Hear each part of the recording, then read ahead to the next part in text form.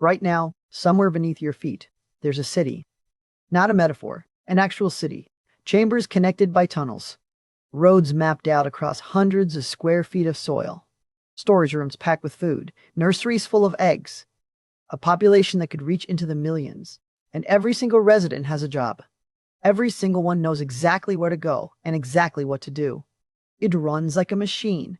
A perfect, silent, invisible machine operating just inches below the surface of the world you walk across every day without thinking about. And right now that machine has no idea what's coming. The first sign isn't water, it's sound. Deep below the surface, vibrations travel through the soil in ways no human would notice. But ants feel everything. The ground is their nervous system. Every tremor carries information. And right now the tremors are changing.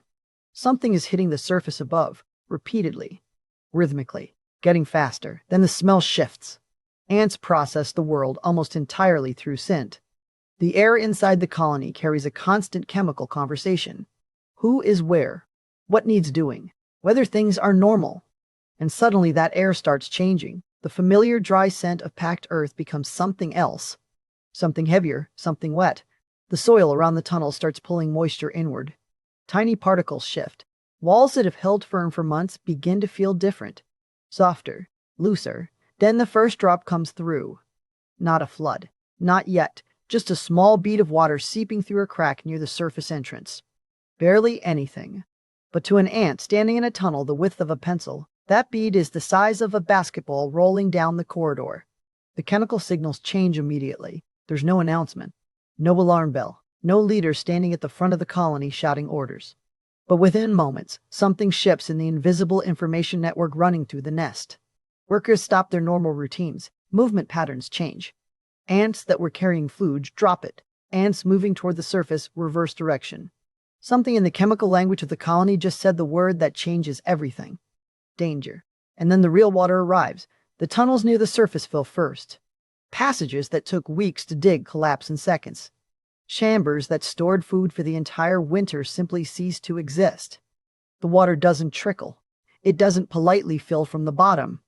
It pours in from multiple directions at once, following every crack, every weakness, every pathway the colony spent so long carving out.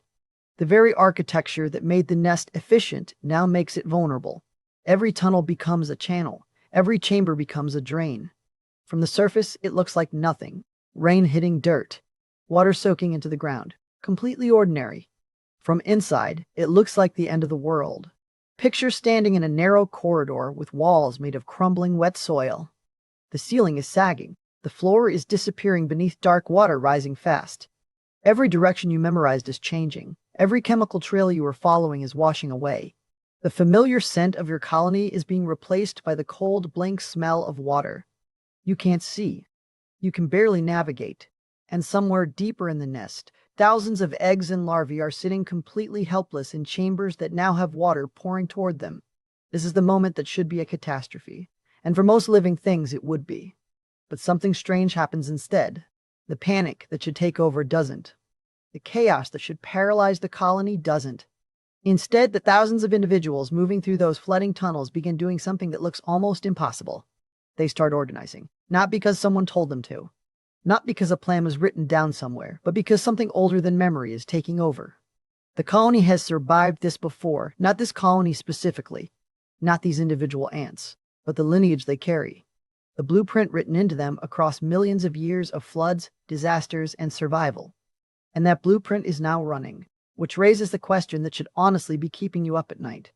How does a colony with no central command, no spoken language, and no single brain coordinate a full emergency evacuation while the walls are actively collapsing around them?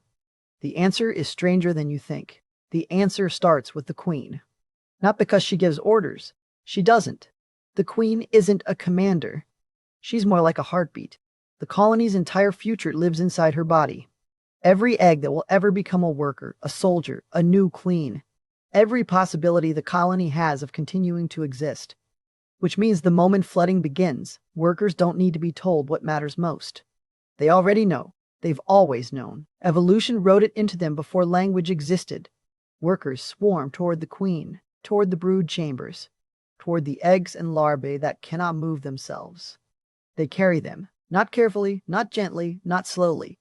Fast. Urgently. Hundreds of ants moving through collapsing passages with the colony's future gripped in their mandibles while the walls dissolve around them. Some passages are already gone. Some routes dead end in walls of water. They find new ones. They follow whoever is moving forward. The colony doesn't have a plan. The colony becomes the plan. And when the tunnels run out entirely, when the ground beneath them disappears and the water has nowhere left to go, something happens that looks like a miracle and is actually something stranger than that. They grab each other. Workers lock onto workers. Legs grip legs. Bodies press against bodies. The mass tightens. More ants arrive and attach to the outside. Then more. Then more. Layer after layer after layer until what started as a panicking crowd of individuals becomes something else entirely. A structure. A floating structure. A raft made from thousands of living bodies, holding together with no glue, no framework, no engineering diagram. Just biology and pressure and a behavior encoded so deep it activates automatically. The queen is near the center. The brood is buried inside the mass, insulated, protected, surrounded on all sides by workers whose only purpose in that moment is to be a wall between the young and the water. Some ants are on the bottom, submerged, absorbing the cold, absorbing the current, keeping the structure buoyant through sheer numbers while the ones above them survive. Think about what that means. The ants on the bottom know they drew the short end, except they don't know anything. They don't feel betrayal. They don't feel sacrifice. They feel nothing we would recognize as emotion. They simply hold, and the colony lives because they do. Now imagine being inside that mass. You cannot move. You cannot see. You're pressed on every side by other bodies. The water is inches away. Sometimes it isn't even inches. Sometimes it's touching you, cold and black and moving. The raft drifts, sometimes slowly, sometimes fast. You don't know where you're going. You don't know how long this lasts. You don't know if there's land anywhere ahead of you. You only know the ant next to you is still holding. So you hold too. This is what survival looks like from the inside. Not heroic, not triumphant, just endurance, just staying locked to the thing next to you while the world becomes entirely water. The raft can drift for days. Researchers have found fire ant rafts floating hours after a flood began, still intact, still protecting the queen, still alive.